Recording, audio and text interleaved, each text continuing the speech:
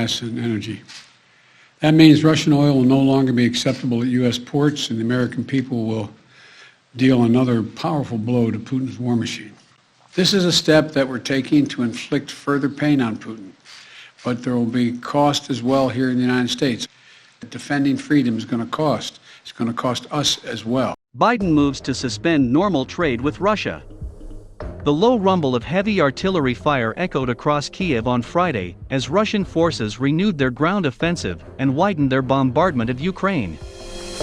Biden says the U.S. and allies will strip Russia of its favored trade status. Washington President Biden on Friday said the United States would join the European Union and other allies in stripping Russia of permanent normal trade relations, and would take other steps to isolate the Vladimir V. Putin's regime as Western nations extended efforts to penalize Russia over its invasion of Ukraine. The moves, which would be taken in concert with the group of 7 countries, would allow countries to raise tariffs on Russian goods, and would deny Russia the ability to borrow money from multilateral institutions like the International Monetary Fund and the World Bank. Mr. Biden also said he planned to sign an executive order on Friday that would ban certain imports from the Russian economy, including seafood, vodka, and non-industrial diamonds. This would deny Russia more than $1 billion in export revenues, according to White House estimates. The president also plans to bar American exports of luxury items to Russia, including high-end watches, luxury vehicles, alcohol, jewelry, and apparel, items that amount to about $550 million per year. The administration said the executive order would also give the president authority to ban new U.S. investments in other sectors of the Russian economy, beyond the existing ban on such investment in Russian energy. In remarks on Friday, Mr. Biden said that revoking Russia's permanent normal trade status would make it harder for Russia to do business with the United States, and doing it in unison with other nations that make up half of the global economy will be another crushing blow to the Russian economy. But trade experts said the economic impact of changing Russia's trading status would be limited, especially in comparison with some of the sweeping sanctions the administration has already announced. Russia ranked as only the 20th largest supplier of goods for the United States in 2019.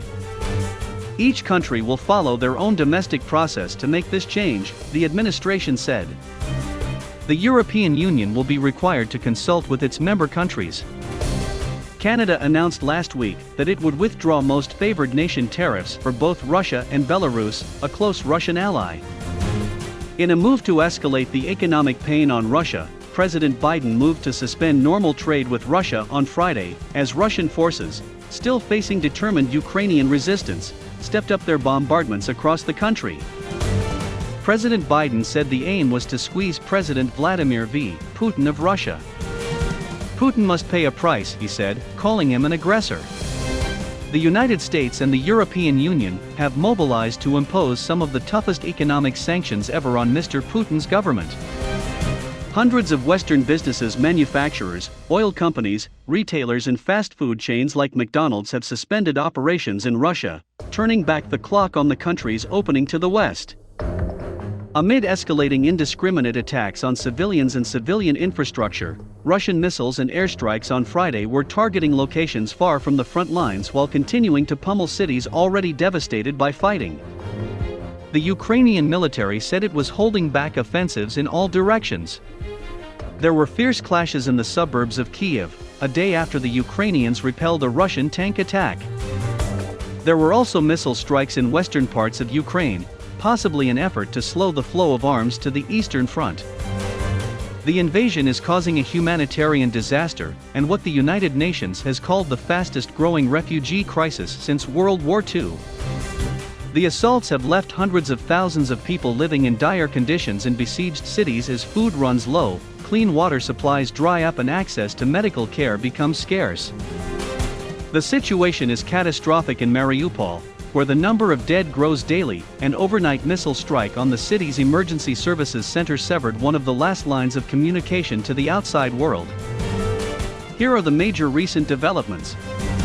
Missile strikes were reported overnight in places far from the Russians' main advance, Dnipro, a key city on Dnieper River that the Russians would have to seize to lay claim to the eastern half of the country, Lutsk in the northwest, and Ivano-Frankovsk in the southwest.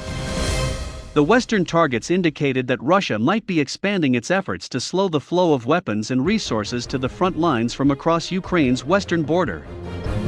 The primary target for Russia remains the capital, Kyiv. Satellite imagery of a miles-long convoy north of the city suggests that Russia is repositioning its forces for a renewed assault there. The International Atomic Energy Agency has warned of what it calls deteriorating and exhausting conditions for staff at the defunct Chernobyl nuclear power plant in northern Ukraine. Russian troops have occupied the facility, north of Kyiv and near the border with Belarus, since the early days of the invasion last month. In response to the latest wave of businesses pulling out of Russia, Mr. Putin said he was considering nationalizing the assets of companies that do so. Jen Psaki, the White House press secretary, said that seizing such assets would ultimately result in even more economic pain for Russia. Congress passed a major spending bill on Thursday that includes $13.6 billion in emergency aid for Ukraine.